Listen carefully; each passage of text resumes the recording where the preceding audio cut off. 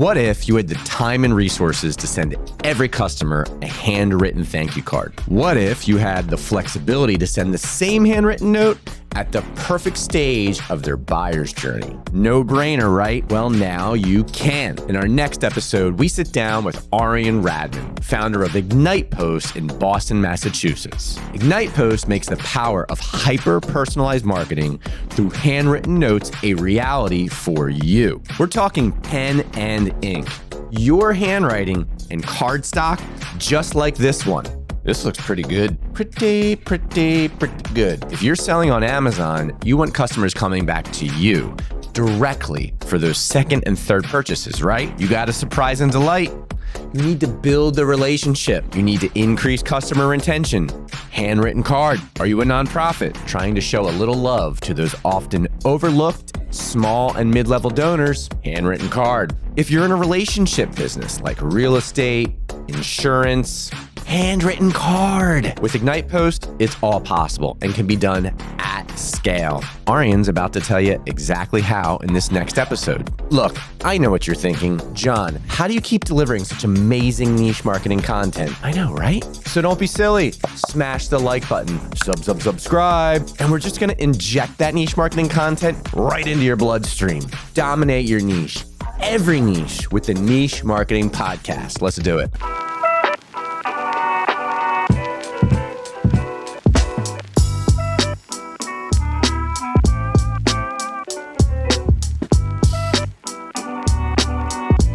And we're back with another episode of the Niche Marketing Podcast. I'm your host, John Bertino, and super excited today to be here with Mr.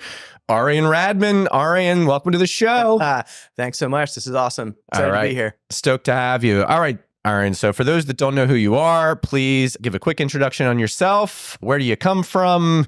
How'd you end up here? Wife, kids, give us some of that. All right. I don't know where to start. I'll start at the top. So my name's Arian Radmand. I'm the founder and CEO of IgnitePOST. Yep. Super excited and stoked to get into that. So we'll talk about what that is in a bit. But I actually grew up in New Jersey, so not too far away from where we are right now. So Hamilton Township. Oh, Hamilton guy. Yeah. That's where they have grounds for sculpture for the non-locals, an amazing sculpture park. We love grounds for sculpture. Exactly. All right, Hamilton, New Jersey. Yep. So I was born and raised there. And then I currently reside in Boston, Massachusetts. Nice. So IgnitePOST, we're based up in Boston. Actually, technically, our offices are in Davis Square, which is in Cambridge. But I moved up there to go to college. So I went to Boston University. My background's in software engineering. So got a job up there and stuck around, really love the area. And so you asked about wife and kids. I have a lovely fiance, no kids. Oh, wow. Congratulations. Thank you. Thank you. So we've got a wedding coming up in about 3 months. So oh, wow. That's really fantastic. Exciting. Yeah. Oh, yeah. Great. No kids, then I take it. No kids yet. Okay. Eagles or Patriots? Eagles. Oh, yeah. Eagles My all man. the way. Oh, yeah. I My still man. root for all the Phillies sports teams despite being up in Boston for almost 20 years now. That a guy? You follow baseball much? I do. Hockey is my main sport that I really follow. But yeah, definitely a huge sports fan. My previous company was a sports company, so we'll get into that and dive into that as well. No, tell me about it now. Tell us All about right, your previous company. Actually, before you get into the previous company, tell us about how you got into business for yourself in the first place. Yeah. So that's a great story. So I went to school at BU. After I graduated, I was working for a company called Lime Brokerage. I was doing software engineering for them. We were making high-speed trading software that was leveraged by algorithmic traders for them to kind of execute trading finance their guy. algorithms. Yeah. Which is interesting. I knew nothing about finance. I was a software developer. So it was a whole new world for me, but really exciting. So I joined that company. I was, there was probably about 30 people total. So I was there for about 3 years, and we ended up building and patenting some of the trading platforms there. And then we ended up getting acquired by a West Coast security firm called Wedbush Securities. Yeah, sure. I'm familiar. Yeah. And so that was a really fun experience. I got to see what it was like to start in a business, work in a small business where your contributions, you actually saw the efforts that you put in. You got to see how it drove the business forward and how it helped grow the business. And, everybody was a big part of that kind of acquisition. Mm-hmm. So afterwards, I said, that was a really cool experience. I want to do this from kind of the other side because I wasn't an owner. I wasn't part of the founding team. I was just a software engineer. So that was like the main catalyst. that got me really interested in starting my own thing. So from that experience, I started getting very involved in the Boston startup ecosystem. Cool. They have a very vibrant ecosystem up there. So I started going to a lot of the meetups and the events that they would have where they would have early stage companies come and set up and kind of do a showcase and talk a little bit about their business. And what year is this? This is probably 2011.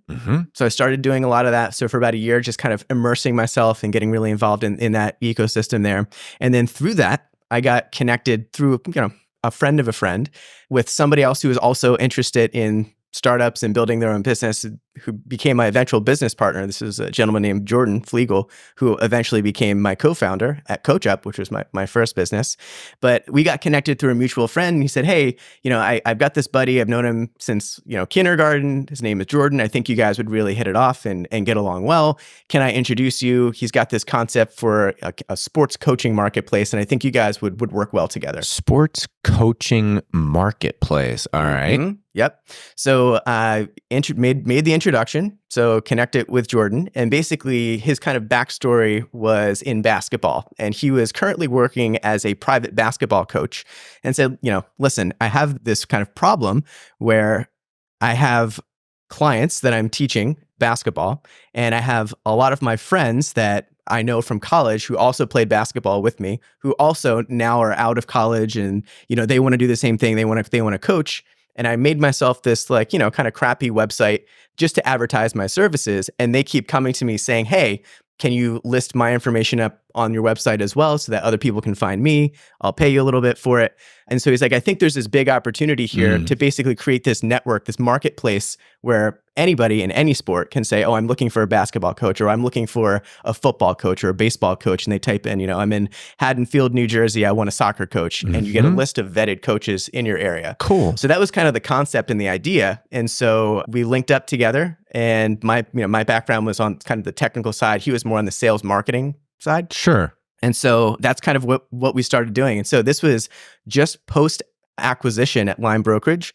So I started doing nights and weekends, helping build the first version of that business, which was called CoachUp, which was a private sports coaching marketplace connecting athletes and private coaches in about 30 sports all across the nation. So that was an awesome experience. Super cool. Yeah. Is CoachUp still around? CoachUp is still around, doing well. Yep. So that was an experience because I did everything from, hands-on keyboard coding, building the first MVP, to eventually we raised a little bit of money. So friends, family, angel money.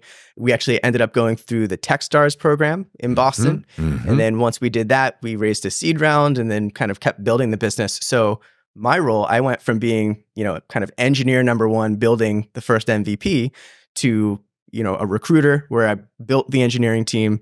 And then I was a manager. So I managed the engineering team for a while. And then as CTO, kind of, ran the dev team for a bit. And then we actually hired an executive management team to come in and replace us. So kind of the full spectrum, from everything from like two guys with a computer at a table, kind of like this, all the way through growing the business. I think when I ended up leaving, we were about 30 or 35 people. Love it. We'd raised something like $17 million.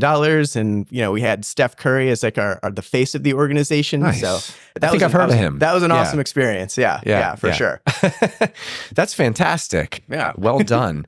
And so then today, of course, we're talking about handwritten or pseudo handwritten postcards. How did you go from Steph Curry to postcards? Yeah, so that's a good question. So the common thread in my background is really this whole idea of personalization, right? So with CoachUp, the whole concept and the reason why it works so well is we were connecting people for one-on-one personalized coaching. And so I saw firsthand the power that personalization had of kind of like really focused efforts. And so, after CoachUp, I was trying to figure out what I wanted to do next. And I tried to project forward and say, okay, 10 years from now, what's going to be super important for brands? And I saw a couple of trends that I needed to combat. And so number one, a lot of digital saturation. So I felt that everybody was kind of crushed with too many emails, digital ads, push notifications, text messages.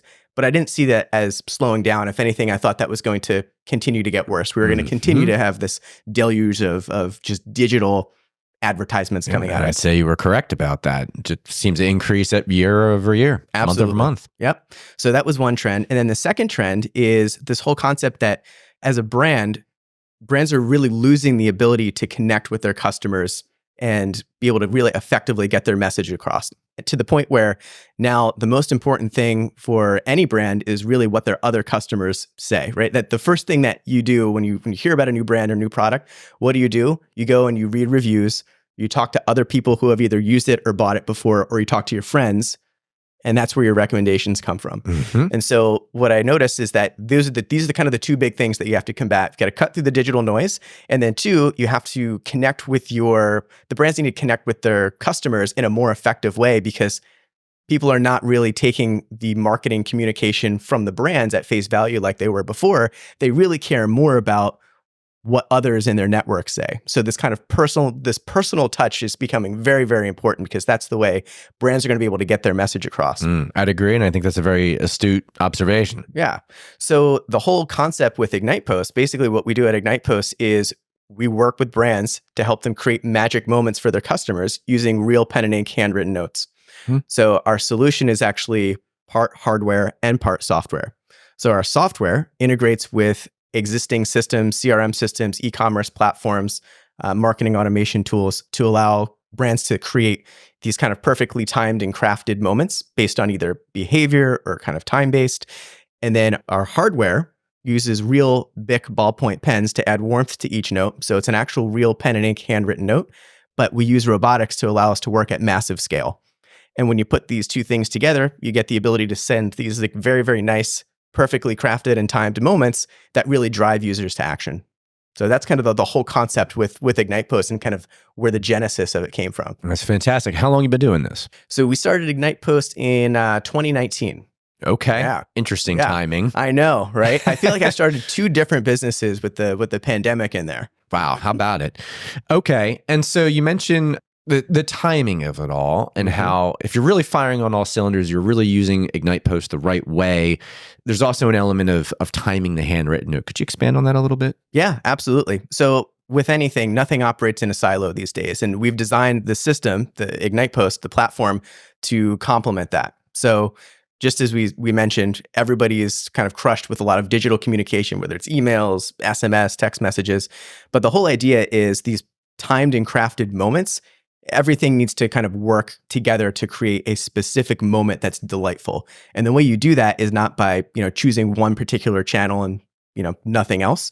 So the reason why we designed IgnitePOST to be part hardware and part software, and why we integrate kind of seamlessly into other CRM systems, is so that you can specifically create a crafted moment and say, okay, where on the customer journey makes sense to have this surprise and delight point. And when you figure that out, and we work with people all the time, work with brands to help them identify these different points. So we can dive into that in a second. But that's the whole concept: is you look at the customer journey, figure out where it makes sense to inject this surprise and delight, and then you have multiple channels that you can use to complement the handwritten notes that we send. And so it's designed to be used all together. Fantastic. Could you think of a specific use case where the handwritten note was integrated at a certain inflection point in the buyer's journey to create that extra value or oomph? Yeah, for sure. So as an example, great example is we work with a lot of subscription-based businesses, right? So picture someone, actually, I'll give you an actual real tangible example. So we work with a customer called Pure Plates. They're a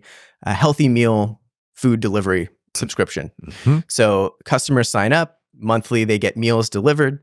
And we worked with the owner there, and the owner said, okay, my typical subscription length is about 6 months. People will sign up, they'll be a subscriber for about 6 months, and then that's typically the point where we see them churn. That's the average churn point. So what we did is we said, okay, well, obviously we want people to stick around more. That's a great place to inject some surprise and delight and see if we can help extend the subscriptions for these folks. So what we did is we set up an automation where once somebody gets to month 5, they got triggered automatically a very nice penned note from Sean, the founder, that said something like, hey, John, thanks so much for being one of our top VIP members. You rock. We started this business for people like you. As a token of our appreciation, here's 20% off for your next 3 months of your subscription. And so immediately they basically jumped people over their average churn point, but they did it in a way that felt very special, and they made you feel like you're a VIP. It was very memorable. And then they kind of crafted this moment, but it also helped them extend their subscription, which meant their LTV increased, their revenue went up, and the amount of time that somebody was in their subscription also increased. So also all good things while making someone feel very special. Killer. Great example. So tough question. All right. I love tough questions. All right. I'm going to bring the heat. So how do you guys make these things look real? Yeah. And kind of part and parcel to that, I'm sure you're constantly trying to make them look more and more real, more and more authentic. So talk us through that a little bit. Yeah. So penmanship variation is something that we're big on. So the first thing is when we were on the technology side, we decided that we wanted to actually send real pen and ink handwritten notes, not direct mail that is a font that's computer generated that comes out of an inkjet printer. We thought that was too fake and actually was too far in the other direction. In fact, that's a little bit insulting when you send someone something that is very obviously out of a printer, but it's in a handwritten kind of font that goes and has the complete opposite effect, right? That doesn't feel special. That doesn't feel like you took the time to do anything. If anything, it's insulting. So that's number one, is we made the decision that we wanted to be real pen and ink handwritten notes, which is why we went the robotic route. That's number one. Number two, we chose to use real Bic ballpoint pens, specifically because they leave an indentation on the cardstock that we used. And so that's important because as humans, we are tactile beings. Like that's how we learn about our environment. That's how humans have evolved over millennia, is we have learned about our environments by touching it, feeling it, interacting with it. So that was important for us so that when someone actually got one of our handwritten cards, they could see, but feel also that it was actually penned and an actual real pen was used to create the indentation and actually written. That's great. So that's kind of the first layers. And then, like I mentioned before, we also introduced what we call penmanship variation. So it's not a font. All of the handwriting styles that we use are actually someone's handwriting. So that's a service that we also offer if somebody wants to duplicate their own handwriting. So if you wanted to give us a sample, we can actually create your own handwriting and you can use your own handwriting. Really? Yeah, it's not required. So we have a list of handwriting styles that you can choose from. But if you want to put your own handwriting style on file with us, we can use that. Yeah, I think my handwriting would probably cause a loss of retention. It's so terrible, but yeah, maybe my handwriting with a little refinement would be just right. Yeah, there you go. I hear that a lot. So you're not the first one to say, actually, please do not use my handwriting. Yeah. But yeah, so that's what we do. So it's an actual handwriting style, which means, it's not a font. All the letters have slight variations to it. And when you... That's brilliant. Actually, I'm going to interject right there. Go for it. So the letter A, you're going to reflect that A a couple different ways to create that natural variation. Because that's always the thing when it's printed off a computer, right? Right. Is it might look like it's in a cursive font, but you can tell that every A looks the same. So you're going to throw in those automatic variations. That's great. Exactly. Sorry. No, that's good. And then, so we definitely do that. And then we actually go a step further. So when someone gives us a handwriting sample that we're going to recreate, we actually have them write out some sentences and paragraphs because humans have natural kind of tendencies and variations when they write. So if you write a double T in a word, you're probably going to write that different than if just the letter T appeared by itself. So we take those cadences that naturally come out, and in the sample that we get, we have enough of those kind of letter variations where we can actually inject those types of variations as well. So there's multiple different things we do to make the variations and penmanship variation look as realistic as possible. And I had you guys send me a sample. It looks absolutely fantastic. We'll do a close-up in the actual video we put out here. But I mean, you guys really do a great job. Even just looking at the double F in the word staffs, you see a variation between the Fs and the other part of the card. And really, kudos to you guys. You're doing a great job. So I know from past conversations with you and your team members that there's different industry verticals that, this product might lend itself to more than others. Could you talk about what some of those are and where you've seen specific success? Today's episode is brought to you by The Agency Guide. Are you frustrated with an underperforming marketing agency? Who isn't? Are you unsure about what marketing channels to invest in and who to invest with? Maybe you're just fed up with the overpromising and underdelivering of marketing agencies. Fear not. You need to contact The Agency Guide. The Agency Guide, or TAG, represents a vetted pool of 200 plus vetted marketing agencies and consultants, and they will matchmake your brand's specific needs with these trusted marketing professionals for free. That's right, for free. You don't need an expensive agency search firm. you need the Agency Guide. For over 10 years, TAG's experienced marketing consultants have been providing pro bono consulting and matching brands with vetted agencies based on needs, budget, timeline, location, even your personality. They're marketing professionals. They're agency matchmakers.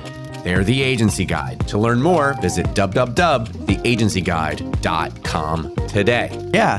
So actually, the challenge is that it works in so many different verticals. The challenge is actually really focusing and figuring out where we could provide the most value. But the areas that we actually work the most in, or at least we see the most customers in, working with a lot of brands in the e-commerce space. So anyone that's kind of selling a physical product online, that's a huge contingent of our customers. We work a lot in the insurance space. We also work a lot in kind of nonprofit higher ed fundraising. So that's another kind of big area. And those are probably our main pillars, I would say. Like I said, the interesting thing is it works, basically anybody that has a customer and is in a relationship-based industry, it works well. So it's almost everybody under the sun, but we specifically try to focus and build the product for those couple of industries, and so that we can dive deep and really create nice automations and create features that are going to really help those businesses and those industries drive themselves forward the most. Okay, it's interesting you bring up nonprofit because we're looking to do some additional content in that space. So can you think of a specific example of a nonprofit that you worked with where IgnitePOST was just what they needed? Yeah. So we worked with a customer called WVIAMedia. They're actually an affiliate of NPR. So the biggest thing about nonprofits that I always like to bring up is there's this whole concept of what I like to call kind of the forgotten middle of donors. And let me elaborate a little bit about what the heck that means. So, typically the top, 1% of donors really get a lot of the attention of, the directors of annual funds and stewardship directors, because those are the people that are going to make the biggest donations. And so, like any business, you are limited with your time and resources. So you put most of your time and resources into the things that are going to give you the most bang for your buck and the biggest ROI. However, the kind of forgotten middle that I like to talk about is like the middle part of your donor base, right? I went to Boston University. I donate to BU every year. I give, maybe $500 a year, which, over time that adds up and that's huge. Sure. I've never gotten a thank you note from them. By the way, BU, if you're listening, why haven't you sent me a thank you note? But should we tag them on the social posts? You totally should. Call them out. Absolutely. But that's kind of the forgotten middles. There's so many people in that middle section that the organizations they don't have time to really give them the time and attention that they pay to the top 1%. But that group is so big. And if you look at the aggregate of it, it's such a huge opportunity. So a lot of the nonprofits that we work with, a lot of the higher ed that we work with, that's a really big use case of like kind of going after that middle section. WVIAMedia, they did exactly that. So they did a campaign, a re-engagement campaign to that middle kind of section. And then basically they were just looking to re-engage, redevelop that relationship. They used one of our cards to just reach out and say hi to that base. They were so enthralled that they had some outreach. They saw a 40% response rate to that outreach, which is like that? Nuts. That makes it a no-brainer, doesn't it? Yeah. I mean, if you send an email campaign and get a 3% response rate, people are jumping for joy, right? That's the kind of like the average. But if you get 10 times that, 20 times that, it's amazing. That's a great example and a great story, a great use case. How about e-commerce? I'm curious if there's a specific Amazon tie-in here. I know a lot of businesses that are on Amazon and having success. It's great and all, but man, those margins really get eaten up by Amazon. They're really trying to find that way to move some of those Amazon buyers over into direct purchases through the website. Have you found the cards to be of use there or anything related to Amazon or e-com? I'm kind of curious to hear your thoughts. Absolutely, yeah. So like we talked about earlier in the show, everybody lives and dies these days based on reviews, right? Everybody wants not only just reviews for their service or product, but they want consistent, fresh, positive reviews, which means they want it on a regular basis. Yep, great for search engines. Exactly. So that's one of the biggest use cases that we see in e-commerce is the post-purchase experience. Again, it's this whole idea of a point in the customer journey where you can inject some surprise and delight and ask somebody to come back and leave a review after they've made a purchase. Now, to your point, when you're talking about e-commerce or somebody that has purchased something on Amazon, there's kind of two different ways that you can go. Is number one is the unboxing experience. So a lot of folks put things in the actual box of the product that they send, and when you get unboxed, you have maybe a nice handwritten note or some marketing collateral in there. So that's one experience that we have seen. Our recommendation is actually to do a post-purchase experience that is outside of and not incorporated in the unboxing experience. And the reason is because someone is so excited when they get something in the mail, when they get a product in the mail, they're unboxing everything, but really what they're looking for is the actual product. Yeah, that's what they're excited about. Right. And anything else that's in there, they're kind of like, okay, this is great, but I'll put this aside and maybe get to it at some point, but I really want to get to the product that I ordered and that I bought. So what we recommend and what we do is we work with a lot of Amazon sellers to set up a post-purchase experience that is a handwritten note that arrives after somebody can experience the product, because you have to give someone time to actually experience and use whatever it is that they purchased, so that they can then go and leave an informed review. Mm-hmm. So that's the one of the biggest things that we see with Amazon users. The other thing is, folks that sell on Amazon, what they're trying to do is, they try to give you a really good experience so that you then come directly to them next time, and they don't continue to just search on Amazon where there's a lot of competition and like immediately they see all of the other options they have and all the other competitors. So it's about developing that relationship, getting them to come back post-purchase after review and make purchase 2, 3, etc. But to get them to do that through their own e-commerce site or through their own marketing channels. That's terrific. What is it about getting a package in the mail that kind of channels that inner child, and you're still so excited just to get into that thing and pull out that shiny item? It's more special than when you go to a brick and mortar and pull it off the shelf. Yeah. And you can see how when you get that, you might go, oh, this is cool. And you throw it over the shoulder. Maybe it makes it in the trash because you're too busy trying to get to your new thing. But a couple months later, it has that much more of an impact. And your point about to leave a thoughtful review, or for the customer to even want to leave a review at all, I mean, it's natural to say, well, I'm not going to review your product yet. I haven't used it, or I'll get around to it later. And then it just becomes junk on the desk. Like, if you're soliciting me for a review, but I'm not ready to give one, then it's like it's in the trash, versus a couple months down the road really makes a lot more sense to try to ask them for honest feedback at that point. All right, very good. So something that you had mentioned to me through email, or I maybe picked up from your website, is the idea of integrating this with the other marketing channels, which I think is really thoughtful. Is there anything beyond simply, timing the sending of the card, or is there more to it with email and SMS marketing and things like that? Yeah, so it's a little bit of human psychology, right? So whenever we work with a brand to figure out where would be the best point to inject this personalization, moment, if you can send an email to our operator bot we have set up, we will actually take that and turn it into a handwritten card order for you. So basically, you have the ability to create a handwritten note touch point from anywhere that you have the ability to send an email. So that basically kind of opens up the world. You can kind of do anything you want from there. So that's like I said, kind of the tangible point of here's how the integration works. So now that you know that you can basically trigger these notes whenever you want, then the real challenge becomes, well, what experience should we give people?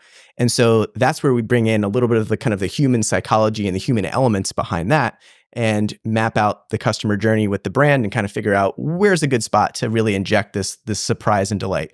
And there's a couple of principles that we really try to abide by. One that I always like to mention is the peak end rule, which basically says, as humans, we can't hold everything in our brains. So how we remember experiences is by the peak. So something that's amazingly super memorable, and we remember the end of the event. That's why if you ever go to a concert or like a festival, the headliners always come at the end, because people remember the end of the event. Mm-hmm. So we basically will work with brands, we'll map out the customer journey, and we'll look for areas of, okay, where can we create an intensely pleasurable, moment? And that's where, to your question, you use kind of all of the tools, all of the weapons at your disposal. So you're like, okay, after somebody makes a third purchase, we want to treat them like family. So what do? We send them a nice, handwritten VIP note. We also reach out with a text message at that point saying, hey, John, I sent you a note in the mail last week. Did you get it? Just wanted to reiterate that you're, one of our VIPs. Hope you come back and make another purchase with us. You can also follow it up with an email, but it's that kind of combination at that moment that really creates customers for life. And so it's kind of twofold. So it's the ability to send and integrate into your marketing automation tool to do this at scale.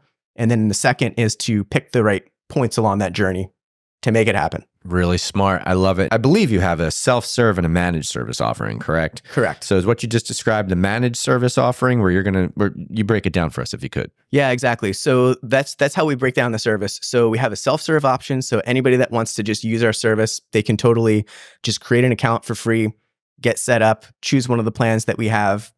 Our API is open and is available. So if they want to grab one of our integrations or use our API or trigger a note whenever they want to, they can do that themselves. So that's option one.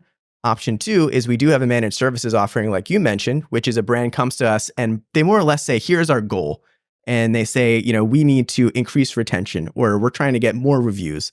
And what we do is we work internally. So our team works very closely with the brand and we map out the customer journey, like I mentioned. We help automate and integrate things, but then we actually go a step beyond that and we'll also measure their KPIs on a regular basis. And we will actually run experiments to improve those KPIs. So it just depends on what the company's needs are.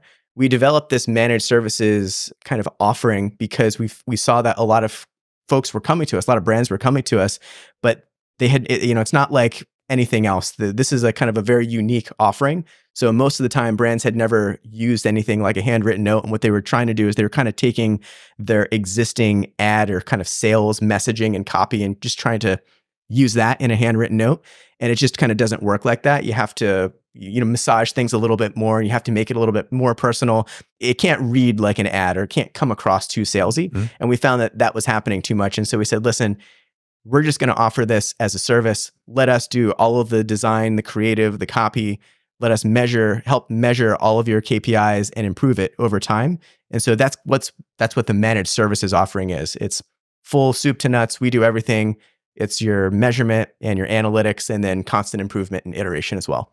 That's fantastic. Well, it is a niche offering, and it would make sense that some brands could really benefit from your assistance and how to get the most out of it. That's why we wanted to have you on the show talking us through it a little bit. All right, one other thing I really want to make sure I cover with you is the insurance segment or insurance vertical. I know that the cards have a lot of use or there's a real practical use case for them in that space. Could you talk us through that a little bit and where you've seen success? Yeah. So the interesting thing about the insurance space is we've actually seen it along the entire customer lifecycle journey. So we've had customers use IgnitePOST for customer acquisition, for retention, referral, kind of throughout the whole thing, which is really nice. So in the insurance space, it's a very relationship-driven industry. So the product fits in really nicely with that kind of whole concept of when somebody signs up for a new policy, you want to make them feel like they're kind of part of your family. And so we see this a lot. One of the most common use cases is setting IgnitePOST up into whatever CRM system the insurance company uses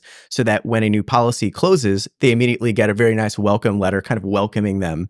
So that's number one. And then as their policy comes up for renewals and upsells, those are other kind of opportunities that are really big in the insurance space. Again, kind of weaving in this whole concept that in the insurance space, it's all about developing a relationship, because if somebody signs up for a homeowner's insurance policy, you want them to also, maybe get, if they buy a boat, you want to insure that, or if they get a second home, you want to insure that. So how you do that is by developing a relationship. So this is a very easy touch point for a lot of those agencies to set up. So that's number one.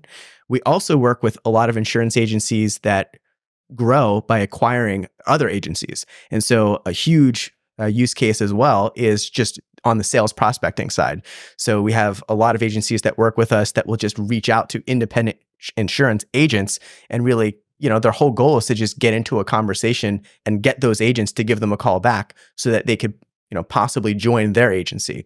So we've got the sales prospecting side. We've got the, relationship building side after somebody signs up for a policy. And then of course, we also have the referral side as well. So after someone has been in your insurance agency for a bit, getting them to refer other business or just kind of sticking around and staying top of mind, that's a huge part of it. So we've had examples where an insurance agency will send somebody one of our handwritten cards, and they, this looks very unique. So it sticks around on the coffee table or the refrigerator. And we've had examples of people reaching out 6 to 9 months after the card has arrived and finally following up and, taking the call to action on the card, or like reaching out and calling or saying, oh, my buddy Joe, I think you should reach out to him. He's looking for somebody to, he just bought a new place and is looking to get insurance. So we've had those examples where it sticks around, which is unlike some of the other traditional marketing and advertising, right? Like nobody holds on to an email for 9 months and then finally follows up.